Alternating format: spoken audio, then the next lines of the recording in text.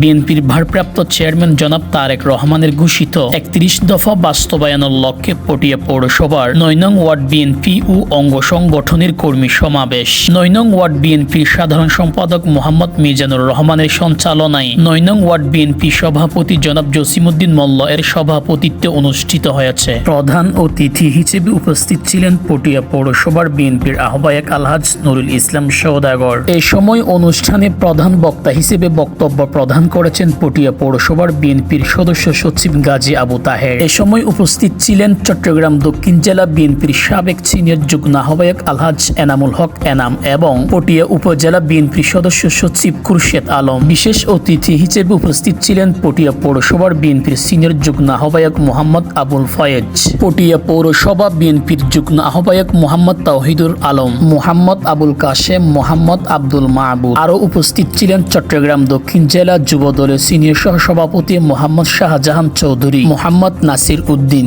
সদস্য সচিব চট্টগ্রাম দক্ষিণ জেলা জাসাস, পটিয়া পৌরসভা বিএনপির সদস্য মোহাম্মদ ইলিয়াস ভুট্টু, এম মঞ্জুরুল আলম, মোহাম্মদ বাদশা মিয়া। এ সময় আরও উপস্থিত ছিলেন পটিয়া পৌরসভা যুব দলের আহ্বায়ক আফসার উদ্দিন সোহেল, সদস্য সচিব মোহাম্মদ হাবিবুর রহমান রিপন, পটিয়া পৌরসভা যুব দলের যুগ্ম আহ্বায়ক মোহাম্মদ বেলাল উদ্দিন, মোহাম্মদ ফজলুল কাদের সাবেক সহসভাপতি পটিয়া পৌরসভা যুব দল, মোহাম্মদ মনসুর আমিরি সাবেক যুগ্ম আহ্বায়ক পটিয়া পৌরসভা যুব দল, মোহাম্মদ মীর সাইফুর রহমান আহ্বায়ক পটিয়া পৌরসভা স্বেচ্ছাসেবক দল, সদস্য সচিব মোহাম্মদ আব্দুল কাদের, পটিয়া পৌরসভা কৃষক দলের আহ্বায়ক বুলবুল আহমদ নান্নু, সদস্য সচিব মোহাম্মদ আলমগীর সহ আরো অনেকে। এ সময় নেতারা ৩১ দফা বাস্তবায়নের লক্ষ্যে গুরুত্বপূর্ণ বক্তব্য রাখেন।